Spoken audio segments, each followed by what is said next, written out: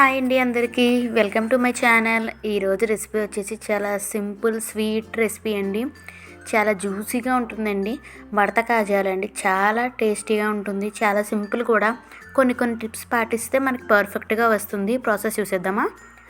ఒక బౌల్ తీసేసుకుని ఇక్కడ 1 కప్పు వరకు మైదాపిండి తీసుకుందాము.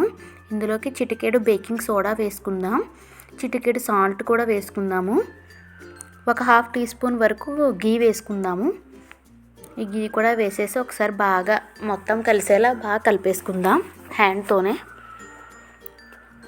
ఇలా స్లోగా కలిపేసుకుందాము. ఇలా ఉండకట్టేలా ఉండే వరకు కలుపుకుందాము. నెక్స్ట్ కొంచెంగా వాటర్ యాడ్ చేసుకుంటూ కలుపుకుందాము. మనం చపాతీ పిండి ఎలా కలుపుకుంటామో అంత సాఫ్ట్గా కలపకూడదండి, కొంచెం గట్టిగానే కలుపుకోవాలి. ఇలా కొంచెంగా యాడ్ చేసుకుంటూ కొంచెం గట్టిగానే ముద్ద కలుపుకుందాము. ఇలా బాగా కలిపేసుకుందాం. కొంచెంగా వేసుకుందాం వాటర్. అన్నీ కూడా ఒకసారి వేసుకోకూడదండి. చూడండి, ఇలా గట్టిగా కలిపేసుకుని ఒకసారి బాగా కలిపేసి మూత పెట్టేసి 10 మినిట్స్ వరకు పక్కన పెట్టేద్దాం. ఈలోపు మనం పాకం ప్రిపేర్ చేసుకుందాం. ఒక ప్యాన్ పెట్టేసుకుని 1 కప్పు మైదా పిండికి 3/4 కప్పు పంచదార పడుతుంది. 3/4 కప్పు వాటర్ కూడా వేసుకోవాలి. మీడియం ఫ్లేమ్లో పెట్టేసి పంచదార అంతా కరిగే వరకు ఉంచుకోవాలి. నెక్స్ట్ వచ్చేసి చూడండి, ఇలా మరుగుతుంది కదా, మొత్తం కరిగిపోయింది. ఇలాచీ పౌడర్ కూడా వేసుకుందాం, 1/2 టీ స్పూన్. బాగా మరగాలండి, మరీ తీగపాకం రాకూడదు, అలా అని లైట్గా కూడా ఉండకూడదు. ఒకసారి ఇలా టచ్ చేస్తే మనకి వేళ్ళకి అంటుకునేలా ఉండాలి. అలా జిగురుగా అంటుకునేలా ఉండగా ఆఫ్ చేసేసుకోవాలి. అరౌండ్ 6 to 7 మినిట్స్ పడుతుందండి పాకం రెడీ అవ్వడానికి. ఒకసారి ఇలా కలిపేసి స్టవ్ ఆఫ్ చేసి పక్కన పెట్టేద్దాం. ఈలోపు ఈ పిండి కూడా రెడీ అయిపోయింది కదండి. దీన్ని కూడా మనం ఇప్పుడు కొంచెం కిందన బాగా క్లీన్ చేసేసుకుని ఫ్లోర్ కొంచెం మైదాపిండి వేసుకుని ఈ డఫ్ని మనం ఒక పెద్ద చపాతీలా చేసుకోవాలి. కొంచెంగా పిండి వేసుకుంటూ మనం పెద్ద చపాతీలా చేసుకోవాలి. ఇక్కడ మైదాపిండే తీసుకుందామండి, గోధుమ పిండి వద్దు, ఎందుకంటే మనకి కాజాలు బాగా రావాలి కదా. ఇలా మరీ పల్చిగా కాదు, మరీ అలా దలసరిగా కాకుండా చేసుకోవాలి.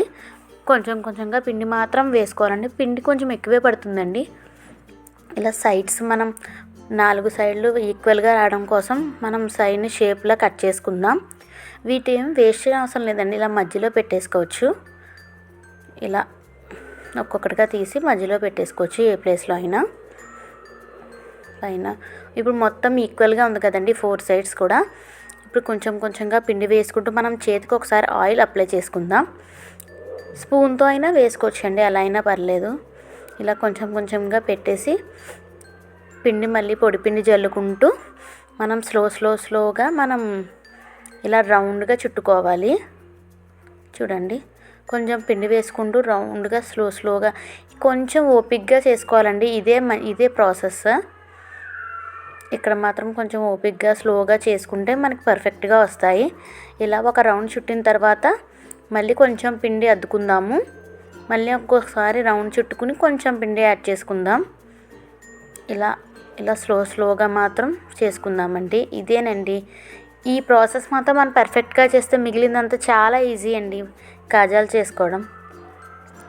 చూసారు కదా, కొంచెంగా రౌండ్ తిప్పుకుంటూ మనం ఇలా కొంచెం పొడిపిండి చల్లుకుందాం.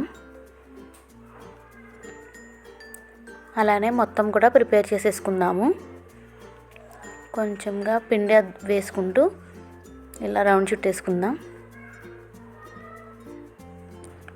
ఒక 1 అవర్లోనే మనకి ఇదంతా కూడా రెడీ అయిపోతుందండి. మడత కాజా అనేది చాలా సింపుల్. కొంచెంగా పిండి యాడ్ చేసుకుంటే ఈ చివరిలో మాత్రం మనం చేతికి తడి చేసుకుని అది అంటించేసుకుందామండి. ఆ చివరిని మాత్రం కొంచెం వాటర్ తడిగా ఉంచుకుని ఇలా ఈ చపాతీ ముద్ద పైన ఇలా వేసి ఒకసారి రౌండ్ చేసుకుందాం. అంతేనండి, ఇలా అతికించేసుకుని పైన పిండి వేసుకొని ఒకసారి బాగా ఇలా జస్ట్ ఇలా రౌండ్గా చేసేసుకుందాం. ఇప్పుడు మనం దీనిని అటు ఇటు కూడా మనం సైడ్స్ కట్ చేసేసుకుందాము, ఎందుకంటే మనకి పర్ఫెక్ట్ సైజ్ రావడం కోసం. నెక్స్ట్ కొంచెం పిండి వేసుకుని ఇలా వేళ్ళతో ఇలా అద్దుదామండి. మరీ గట్టిగా ప్రెస్ చేయకూడదు, లైట్గానే ఇలా ప్రెస్ చేసుకోవాలి. నెక్స్ట్ వచ్చేసి మనకి ఏ సైజులో కావాలనుకుంటే ఆ సైజు ఒక 1 ఇంచ్ వరకు ఇలా కట్ చేసేసుకుని అన్నీ కూడా పక్కకు పెట్టేసుకుందాం. ఇలా స్లోగానే కట్ చేసుకోవాలండి. మరి గట్టిగా పెట్టేస్తే పొరలు విడిపోయే ఛాన్స్ ఉంటుంది. ఇలా అన్నీ కూడా చేసుకుందాము.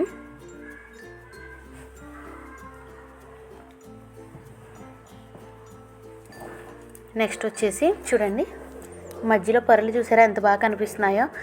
ఇలా ఫింగర్తో జస్ట్ ఇలా ట్యాప్ చేస్తున్నానండి. కావాలనుకుంటే మనం చపాతీ కర్రతో కూడా మనం చేసుకోవచ్చు, ఎలా అయినా పర్లేదు. చూస్తున్నారు కదా, ఈ విధంగా చేసుకుందాము. నెక్స్ట్ ఇలా చూపుడు వేలుతో ఇలా ఇలా లైట్గా అంటే సరిపోతుంది. జస్ట్ ఇలా ప్రెస్ చేసినట్టు అంటే సరిపోతుంది. చాలా ఈజీ కదండి ప్రాసెస్ అయితే మాత్రం. మరీ గట్టిగా అనకూడదండి, లైట్గానే వత్తాలి. ఇలా అన్నీ కూడా చేసి పక్కన పెట్టేసుకుందాం. డీప్ ఫ్రైకి సరిపడా ఆయిల్ పెట్టేసుకుందాం. ప్యాన్ పెట్టుకుని మరీ ఎక్కువ హీట్ అవ్వకూడదండి. ఆయిల్ అయితే మాత్రం లైట్గానే గోరువెచ్చగా ఉన్నట్టుగా ఉండాలి. నెక్స్ట్ వచ్చేసి స్లోగా ఒక్కొక్కటిగా వేసేసుకుందాము మన కాజాలు. లో ఫ్లేమ్లోనే పెట్టుకోవాలండి.